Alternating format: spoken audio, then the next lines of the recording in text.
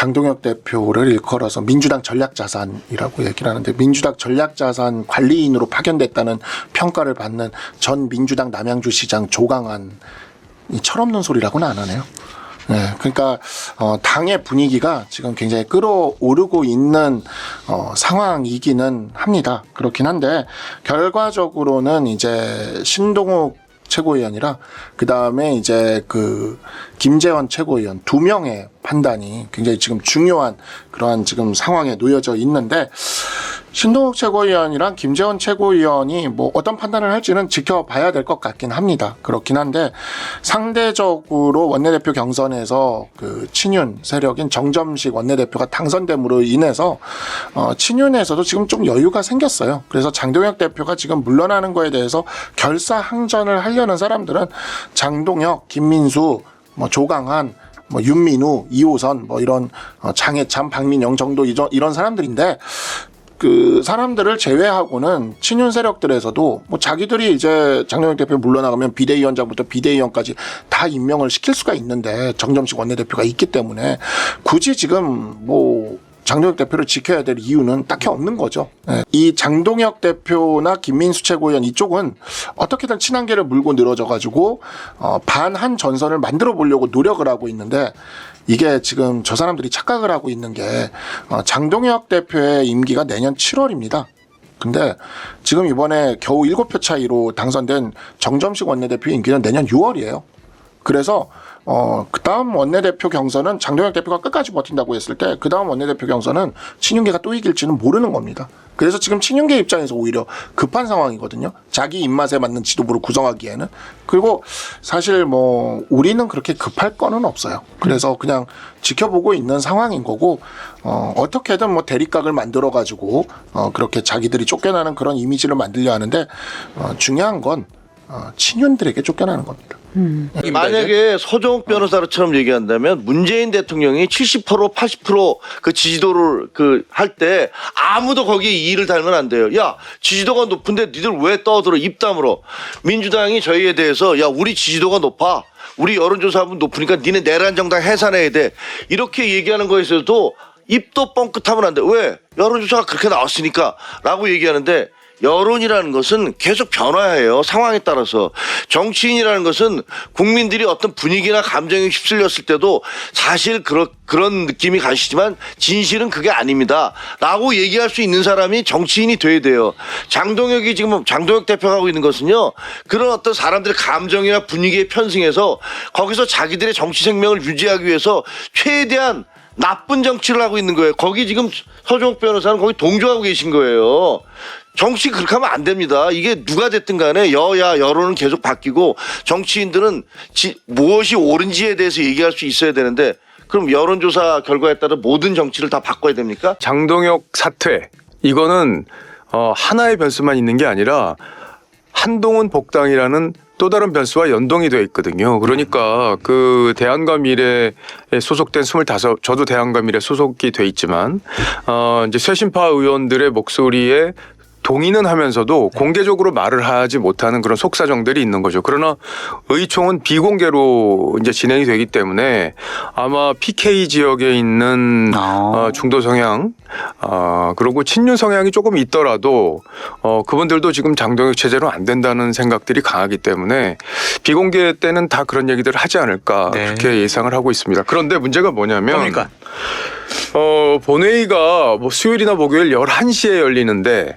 11시에 열린다고 하더라고요. 아직 확정이 된 건 아니지만. 근데 10시에 의총을 하면 1시간 동안 논의를 하는 건데 1시간 동안 뭘 논의를 해요. 말씀 길게 하시는 분들은 뭐 의총 내에서 10분씩 발언하시거든요. 그렇죠. 그러면 몇 번 발언 못 하는데 이 문제는 우리 당 지도부의 거취 문제 그리고 우리 당의 운명을 결정하는 아주 중요한 의총이기 때문에 본회의 개최와 상관없이 별도의 장시간 의총으로 갖고 가야 된다는 게 제 생각이고 아마 많은 의원들이 그렇게 생각하고 있을 것 같습니다. 우리 당이 그동안 선거 직전에 막 15%까지 지지율이 떨어졌었잖아요. 그거는 국민 다수의 생각과 다르게 갔기 때문인데 지금도 장동혁 대표가 사퇴해야 된다는 건 국민 다수의 생각이에요. 지금 선거 치러보고 현장에 나가서 들어봤을 때 야, 진짜 장동혁 대표 좀 빨리 좀 끌어내려 이렇게 말씀하시는 당원들이 절대 다수예요. 네. 그냥 제가 과장해서 드리는 말씀이 아니라 그런 국민적인 어떤 평가와 목소리를 우리 당이 외면해서는 안 된다고 봅니다. 근데 그 얘기는 그 당대표에서 물러나는 건 출마하지 말라는 요구잖아요. 그렇죠. 사실상은 뭐 며칠 남았는데 앞으로 한 1주 남았는데 2주 남았는데 그거 당대표 자리에 있거나 없거나 아무 의미가 없는데 네. 너 지금 그 사퇴라는 얘기는 사퇴하고 출마하지 마라는 그 다음 가로 열고 가로 닫고가 있는 거잖아요. 근데 그거는 말은 안 되죠. 그거는 예를 들면 왜 출마하지 마. 출마하고 말고는 본인의 선택인 거고 거기에 대한 결정은 당원들이 결정하는 것이지 대통령이 야 나는 네가 좀 껄끄럽거든. 그러니까 내가 원하는 김민석이나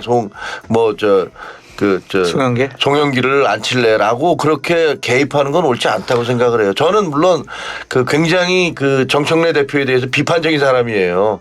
그렇지만 그럼에도 불구하고 그렇게 룰을 막 대통령이 개입해서 깨버리는 거는 윤석열 대통령이 그거 했어요. 네. 윤석열 대통령이 당대표 경선을 하는데 무슨 온갖 짓을 다 하셨어요. 그래갖고 어떻게 됐습니까? 그럼 그렇게 되고 나니까 당 정관계가 완전히 엉망진창이 되고 그리고 그다음에 대통령 무슨 생각하냐면 자기가 원하지 않는 사람이 당대표 되잖아요. 그 사람 죽일 생각만 해요. 국정 생각 안 해. 네. 그렇게 되더라고요.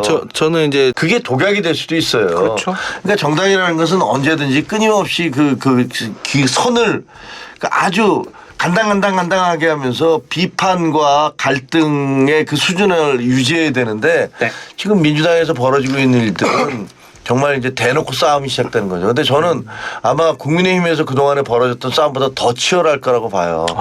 왜냐하면 뭐 이른바 이데올로기에 경도돼서 대개 80년대 운동권적 세계관은 그거잖아요. 나는 선이고 상대방은 악이다. 네. 그러니까 내가 하는 것들은 무엇이든지 정당화되고 상대방이 하는 것은 어떤 일을 해도 받아들일 수 없다. 그게 이제 운동권적 세계관 제가 목격해온 그런 세계관인데 이게 마지막에 이제 거의 막바지예요. 이분들이 완성하려고 했던 뭐 노무현과 문재인과 조국으로 이어지는 그 운동권의 서사 이게 마지막에 이제 무너져 버렸거든. 그러니까 여기서 지금 어떻게 될 것인가를 뭐 갈등을 하면서 그런데 어쨌든 우리가 그동안에 몇십 년 동안 이 권력을 유지해오던 우리가 이대로 갈 수는 없다라는 어떤 생각을 하는 것 같고 뭐 운동권 우리 후배도 아니고 우리 그룹에 있지도 않던 이재명이 어쨌든 대통령이 됐는데 그렇다고 해서 우리가 그 정통성을 인정해 줄 수는 없다. 다음에는 이재명이 아니라 우리가 지명하는 사람이 차기 대선이 돼야 된다라는 생각을 하는 것 같아요. 그러다 보니까 막 서로 공격을 하고 있는데 굉장히 잔인한 일들이 벌어질 것 같고 저는 그 얘기 들으면서 야 옛날에 문재인 보유국이라고 그 난리를 치더니 또 시작이네라는 생각이 들어요. 그래서 문재인 보유국이라고 그렇게 칭송하더니 지금 그렇게 얘기하는 사람이 있습니까? 무슨 월드 클래스의 지도자 무슨 근거로 그런 얘기를 하세요?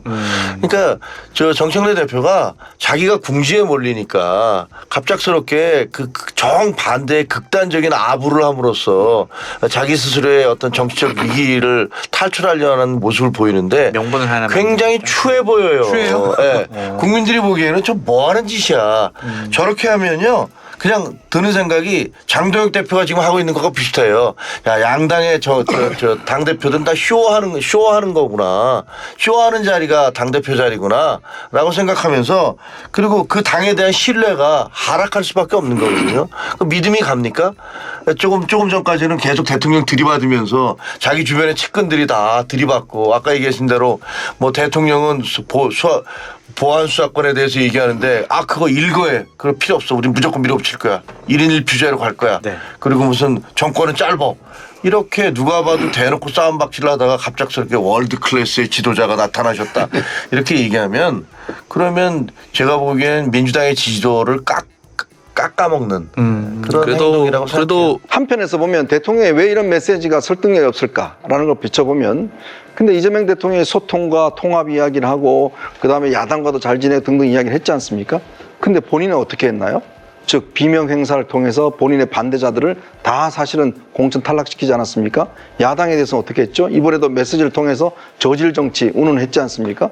자 그러다 보니 대통령 본인은 소통과 통합을 그렇게 안 하시면서 정청래 대표한테는 하라고 그러고 그러니까 정청래 대표 입장에서도 왜 당신이 안 하고 나한테 하라고 그러냐 이런 어떤 반발심이 있을 것이고 이제 그 메시지의 뜻은 결국은 정청래 대표의 어떤 포기를 종용한 것인데 저는 정 대표의 고민이 시작됐다고 봅니다. 이제 네. 아마 곧 사퇴를 할 거예요. 그 사퇴는 연임을 위한 사퇴일 겁니다. 그렇지만 아직까지 이제 이게 시간이 남아있기 때문에 대통령이 2년 차의 대통령이 저렇게 명시적으로 이야기를 했음에도 불구하고 만약에 당대표를 나가서 당선됐다라고 한다면 그나마 굉장히 중요한 사인일 겁니다. 아마 그런 상황들을 소위 친명계가 용납하지는 않을 것 같습니다. 예. 이재명 대통령은 평생 감옥에 가지 않아야 되는 게 목표예요. 그렇죠? 그런데 정청래 대표를 비롯한 민주당 세력들은 딱 4년만 감옥 안 가는 게 목표입니다. 그러니까 관점이 다른 거예요. 이재명 대통령이 이 공소 취소를 시도하면 굉장한 레임덕으로 직접 갈 거예요. 네네. 그렇지만 차라리 레임덕이 간다 하더라도 이걸 하려는 마음이 그냥 인간적으로 있는 거죠. 인간 욕망적으로 있는 거예요. 그런데 그러니까 왜 지금이냐 하면 이재명 대통령의 힘은 하루 줄어드는 겁니다. 그렇죠. 모래시계가 빠져나가는 그럼요. 거예요. 그러니까 내일보다는 오늘이 그나마 더 힘이 있습니다. 네. 그러니까 저걸 하고 싶죠. 네. 그렇지만 민주당 세력은 저거 하는 순간 정권을 잃을 수가 있고 그렇죠. 총선에서 박살날 텐데요. 그렇지. 그러면 그 다툼이 있는 상황이에요. 그러면 여기서 보수가 어느 정도 재건되고 보수 쪽에서 장도혁 대표 등 하는 사람이 저런 식으로 또 놀림감이 되지 않고 우리가 정말로 민심의 방향을 잡고 민심이 이번 선거를 통해서 보여주는 방향을 민심의 방향은 장도혁 대표가 관여하지 않은 곳만 역사적인 승리를 준 거 아니에요. 그렇죠. 그렇지 않습니까? 그렇죠. 그러면 아주 정교하게. 그러면 그렇게만 되면 우리는 저 민주당 내부의 저 어떤 그 말초적인 싸움을 팝콘 각처럼 보고 있으면 돼요. 그러면서 민심의 편에서 이 같이 비판하면 되거든요. 국민의 생각이 중요하고 지지자들의 생각이 지지층의 우리 보수를 지지하는 지지층들의 생각이 중요하죠. 저는 먼저 이걸 말씀드려요. 네. 이 선관위 투표용지 부족 사태는 네. 말도 안 되는 겁니다. 네. 이런 조직은 존재할 가치가 없어요. 그렇죠. 네. 강력하게 해체 수준의 개혁을 해야 돼요. 네. 그러니까 제가 선관위 3법을 네. 선제적으로 지금 발표한 상태이죠. 그런 면에서 보면 저는 시민들께서 이건 재선거 해야 된다라고 주장하는 말씀에 공감해요. 공감하신다. 예. 그게 그 간명한 어떤 구호이고 그리고 거기에서 많은 어떤 분노와 이 미래가 담겨 있는 말들이니까 시민들이 충분히 하실 수 있는 말씀이에요. 그런데 정치인이 책임 없이 거기 올라타서 그리고 너무도 속보이게 그냥 연명의 도구로 사용하고 도구로 쓰고 있다. 싶은 것이잖아요. 그건 나쁜 정치입니다. 이건 이재명 대통령이 시스템 망치면서 공소 취소해서 자기 살기 길에 나서는 것과 별반 다를 게 없어요. 전 둘이 닮아 있다고 생각해요. 저는 이 관점을 이렇게 생각했으면 좋겠어요. 저나 재복당을 바라는 정치인 그리고 재복당이 어떻게 보면 좀 불안한 정치인들이 있겠죠. 네. 이런 정치인의 관점에서 보지 맙시다. 오케이. 자, 보수 재건을 필요로 하고 보수 재건을 원하는 민심이 있어요. 시민이 네. 있어요. 그분들이 이미 민심을 보여줬죠. 그러면 보수 재건이라는 이 과제 자체도 골든타임이 있습니다. 언제까지나 계속 정치인들의 어떤 감정 상태 때문에 이 시점을 정할 수는 없어요. 보수 재건은 반드시 필요하죠. 이재명 정권이 저렇게 이전 투구로 나서는 이때가 오히려 보수 재건을 하기 위한 절호의 기회고 골든타임이에요. 일부러 이 골든타임을 어떤 감정적인 문제나 정치인 개인의 어떤 불안감 때문에 미룰 필요는 없는 거예요. 미룰 필요 제가 없다. 예. 저를 무조건 언제까지 하다 이런 얘기를 하는 게 아니라 이렇게도 얘기하시죠. 지금은 이제 저를 이렇게 반대하는 분들도 제가 보수의 대단히 중요한 어떤 전략 자산 내지는 무기다 이렇게들은 또 말씀하시던데요. 근데 그 무기를 왜 이렇게 아껴두죠? 정말 싸워야 할 시점이 왔는데 그 무기를 일부러 불편하다고 아껴두거나 그러니까 그 이유가 전체적으로 공적인 이유라면 괜찮은데 그걸 일부러 그럴 필요는 없다 이렇게 말씀드린 거예요. 제가 언제까지 저를 무조건 받아다 이런 건 아닙니다. 그런 면에서 제가 서두를 필요 없다고 말씀드리는 것이지만 우리는 공적인 역할을 하는 것인데 보수가 재건되는 건 대한민국을 위해서 필요한 거예요. 그런데 보수가 재건되기 위해서 필요한 골든타임이라는 게 있는데 그럼 그동안에 아무런 이유 없이 보수 입장에서 뭐 제가 제일 잘 싸운다면서요. 굳이 보수의 일부러 이런 아주 큰 대회전을 앞두고 그렇죠. 네. 보수를 재건할 회전을 그 큰 네, 전투를 앞두고 자기들도 얘기하는 전략자산. 가장 내세울 만한 어떤 그 자산을 그 무기를 뭐 굳이 안 쓸 만한 이유가 있으면 그거는 그렇게 굳이 그걸 안 쓰고 싶어 온 사람들이 설명해야 될 문제다. 보수 재건이라는 것은 보수가 말할 자격을 되찾는 거예요. 저는 사실 1년밖에 안 된 대통령이지만 제가 탄핵을 얘기합니다. 공수 취소하면 탄핵한다. 네. 이거 사실 금기이고 그러잖아요. 근데 뭐 거기에 대해서 큰 반발이라든가 부작용이 있습니까? 저는 말할 자격이 있습니다. 저는 우리가 배출한 대통령이 잘못한 불법 계엄에 대해서도 누구보다 숲에 숨었던 이재명 대통령보다 더 앞장서서 네. 막았고 그리고 결국 눈물 머금고 탄핵까지 이르렀습니다. 그러니 저는 탄핵 공소 취소나 계엄이나 똑같은 급의 국정 파괴라고 생각해요. 동급이라고 생각합니다. 그러니 사법 내란이라고 봐도 되겠죠. 그러니 네. 저는 당연히 공소 취소하면 탄핵해야 한다고 말할 수 있는 자격이 있는 거고 그러니까 별로 반발이 없는 겁니다. 그런 면에서 보수는 책임감이거든요. 사회에 대한. 그러면 보수가 어느 정도 재건되기만 하면 충분히 견제가 가능해요. 그런데 그런 차이가 있어요. 그런데 계엄을 옹호했던 사람들이 저거 가지고 탄핵하겠다 이런 말은 할 수 있을지 몰라도 그게 먹히겠습니까? 그러니까 정치 효용감, 유권자가 느낄 수 있는 효용감을 극대화시키는 방향으로 가고 있어요. 잘하고 계신 거죠. 그러니까 내가 표 준 만큼 이 사람이 일을 하더라. 벌써 이제 들어간 지 얼마 안 됐는데도 뭐 여야 정치인 누구도 얘기하는 부분을 자꾸 짚잖아요. 그걸 느낄 텐데 그럼 이제 다른 정치인들도 이제 자극을 받을 때가 올 겁니다.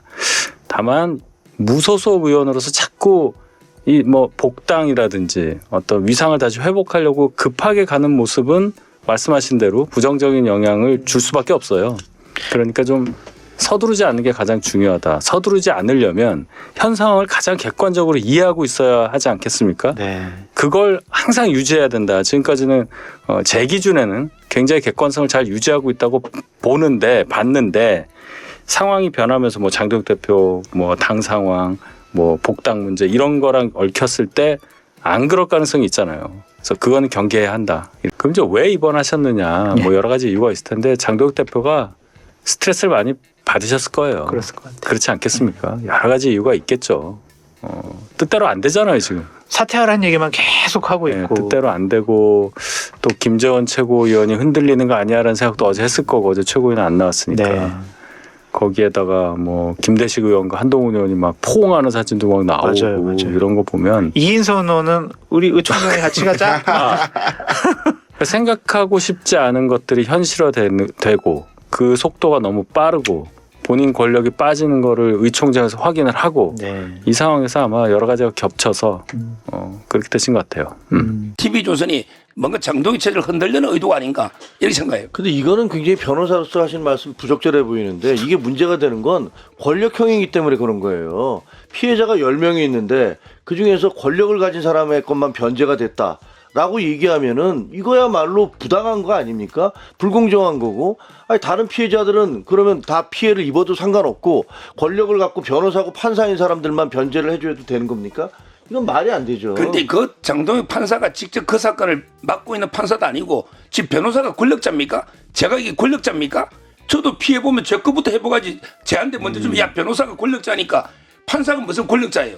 그 사건을 담당하고 있는 판사도 아닌데. 판사가 권력자가 아니에요. 아니 그 사건을 담당하고 있는 판사가 아닌데. 아니 그 사람 판사는 자기 동료 판사들한테 얼마든지 얘기를 할 수 있는 입장이고 변호사도 너무 본인을 낮춰 보시는 것 같은데 저거 우리 서정욱 변호사 같은 사람은 권력자예요. 언론 권력. 그러니까 자기가 말할 수 있는 권력. 그래서 많은 사람들에게 영향을 미칠 수 있는 분인데 그게 왜 권력이 아니에요. 대통령이랑 같이 뭐 밥도 먹고 술도 먹고 하셨으면 권력자죠 뭐. 이게 김종혁 최고위원님. 당무개입이냐 아니냐는 별 의미가 없어요. 솔직히 말씀드리면. 왜냐하면 우리나라 법상 선거법하고 비슷해요. 코에 걸면 코걸이고 귀에 걸면 귀걸이에요. 예. 대통령은 어떤 당의 정당에서 배출한 사람이잖아요. 그러니까 대개 이게 정도의 문제를 가지고서 논란이 되는 거예요. 아주 노골적이지 않으면 예. 실질적으로 가지가 흔들리는데 바람이 없다라고 얘기할 수 있겠습니까? 대통령이 주변의 사람들이 다 그렇게 얘기하고 있으면 그 대통령의 뜻이겠지. 예. 대통령의 마음은 당무개입하고 싶겠지. 그러나 직접적으로 할 수는 없는 거지. 그런데 그게 문제가 아니고 이 단어 자체가 정청래 대표의 측근의 입에서 나왔다는 게 문제잖아요. 아, 예. 이거를 야당이 먼저 얘기했습니까? 그거 아니에요. 아, 내가 안 출마하면 정청래 대표 안 출마하면 그건 대통령이 당무 개입했다는 거. 그러니까 대통령의 압력에 의해서 정청래 대표가 못 나갔다는 거를 예. 얘기하는 거니까 이건 당무 개입이야. 그러니까 나가야 돼. 이런 논리를 만들어낸 게 그게 정청래 대표의 측근이 만들어낸 거 아닙니까? 그러니까 우리 쪽에서 당연히 야당에서는 아 그래 그 당무 개입 맞지라고 공격할 수밖에 없는 거예요. 다 예상했던 거잖아요. 이제 대통령 돌아오면 지금부터 본격 게임이 시작될 것이다. 예. 그렇게 예상했던 거고 그 전초전이 이제 오늘 뭐 악수하는 것이라든가 혹은 정청래 대표가 얘기했던 뭐 흔들리는 꽃 여기서 이제 그것이 일단이 드러난 것이다라고 보여지는데 문제는 이렇게 하는 것이 국민들의 삶과 무슨 상관이죠? 아, 그렇네요. 네, 정부 이렇게 여당이- 싸우시는 게 국민들의 삶에 대해서 어떤 도움이 되는 거죠? 예. 지금 어저께 어떤 변호사하고 얘기하니까 법 왜곡죄 있잖아요. 이미 수천 건의 소송이 들어와 있답니다. 그 법 왜곡죄 이제 소송하느라고도 법원은 아마 등골이 휘어지게 생겼어요. 예. 그 법 왜곡죄로 소송 걸 수 있는 사람은 다 변호사 사고 뭐 야 판사가 잘못했어 검사가 잘못했어 이렇게 목소리 낼 수 있는 사람들이잖아요. 우리 사회 예. 기득권인 분들이 많을 거예요. 이 법 만들어 놔서 지금 법 쪽에 다 뒤집어 놓을 텐데 거기다가 보안 수사권까지 이제 이렇게 하겠다는 거 아닙니까? 다 없애버리겠다고. 도대체가 집권당이 대한민국을 어디로 끌고 가려고 이러는지 알 수가 없어요. 지금 나타나고 있는 여론조사상의 수치를 갖다가 예. 지금 이재명 대통령은 좀 냉정하게 판단을 해볼 필요가 있다고 생각을 해요. 내가 개인적으로 보기에는 지자체 선거를 마치고 나서 예. 대통령 취임 1주년 기자회견을 하지 않았어요. 예. 근데 그 기자회견의 내용을 정확하게 한번 살펴볼 것 같으면 과연 이 대통령께서 지자체 선거 결과에 대한 냉정한 판단을 전제로 해서 한 기자회견에는 앞뒤가 가지라네요. 그런 점이 아마 지지율 향상에 상당한 영향을 미쳤을 거라고 봐요. 국민의힘에서 벌어지고 있는 사태에 대해서 논평할 가치가 나는 없다고 생각을 해요. 사실은 선거를 끝났으면은 선거 결과에 대해서 책임을 줄 수 있는 것이 정당 대표의 역할인데 그거를 전혀 인정하지 않고 예. 자기가 무조건 현재 위치를 갖다가 유지해야 되겠다고 하는 그런 거 아니에요? 예. 그러니까 의원들이 아무리 뭐라고 얘기를 해도 귀에 들리지 않는 거예요. 예. 그러니까 본인이 내가 보기에 정상적인 정치인이라고 그랬으면 벌써 아마 태도를 결정을 해서 대표 자리에서 물러났을 거예요. 예. 그러나 지금까지 뭐 이 핑계 저 핑계 다 대고서 지금 그 자리를 유지하고 있는 거 아니에요? 이번에 어떻게 지자체 선거가 끝나고 나서 그 투표용지 부족 때문에 지금 시위가 벌어지니까 그게 자기의 자리를 유지하기 위한 하나의 수단으로 지금 활용을 하려고 하는 거 아닙니까? 예. 그러니까 내가 보기에는 본인 스스로가 이 선거 결과에 대한 책임을 지고 물러날 생각은 추호도 없는 것 같아요. 물러날 생각은 추호도 없다. 네, 그러니까 지금 이 소위 국민의힘은 내부적으로 답답한 상황에 있을 수밖에 없는 겁니다. 아니 근데 생각해 보세요. 지금 이제 국정조사 특위가 만들어졌잖아요. 예. 그 위원장을 뭐 민주당이 그 동안에 계속 혼자만 밀어붙이다가 이번에는 위원장을 그 국민의힘이 줬어요. 간사는 그렇죠. 이제 서범수 의원이고 예, 뭐 저 누구야 저 윤상현 의원이 위원장이잖아요. 그래서 여기서 이제 45일 동안 조사를 할 텐데 그 제가 보기에는 그 동안에 논란이 됐던 많은 것들이 이렇게 언급이 될 거예요. 확인도 될 거고. 그리고 그 지금 검경 합동수사본부인가 합수부가 만들어져 갖고 지금 수사를 하고 있잖아요. 그다음에 압수수색도 했어요. 그래서 시간이 좀 지나면요.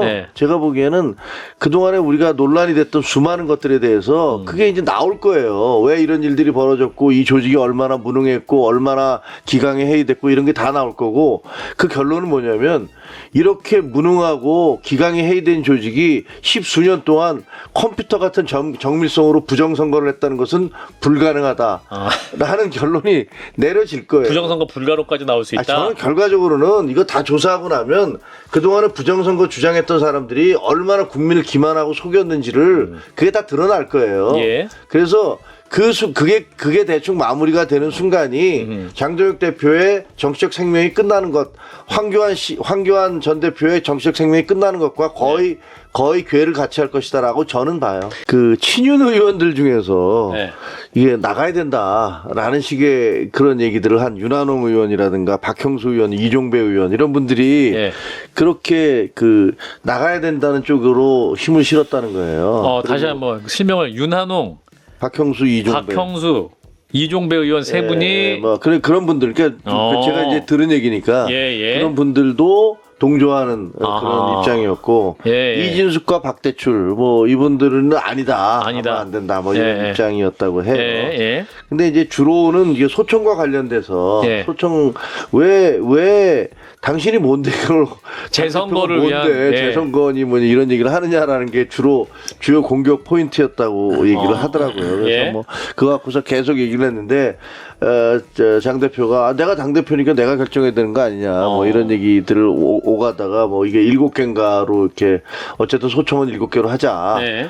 이렇게 얘기가 됐다고 하더라고요. 그래서 전체적인 분위기는 뭐 친윤이고 뭐고 간에 이제 장동혁 그 대표를 그 당의 어떤 정상적인 리더십으로 보는 사람들은 별로 없다. 전 장동혁 대표께 오늘 방송에서 마지막으로 좀 드리고 싶은 말씀이 마지막으로요? 전두환 전 대통령과 경쟁하지 마시라. 그것도 무슨 말씀이세요? 1985년에 2.12 총선에서 신한민주당 돌풍, 신민당 돌풍이라는 게 있었어요. 네네. 그때 1월 18일에 신민당이 창당을 했는데 2월 10일 총선에서 엄청난 돌풍을 일으킵니다. 그러니까 전두환 정권이 어떻게 반응했느냐. 그때 신민당 돌풍의 주역이었던 YSDJ는 50 정권의 정치활동 규제에 묶여 있었습니다. 그런데 2.12 총선이 끝나고 22일 뒤에 3.6 정치규제 해제 조치라는 걸 해서 YSDJ의 정치활동 규제를 풀어요. 전두환 정권도 그렇게 전국 선거를 통해서 표출된 민심에는 반응을 했어요.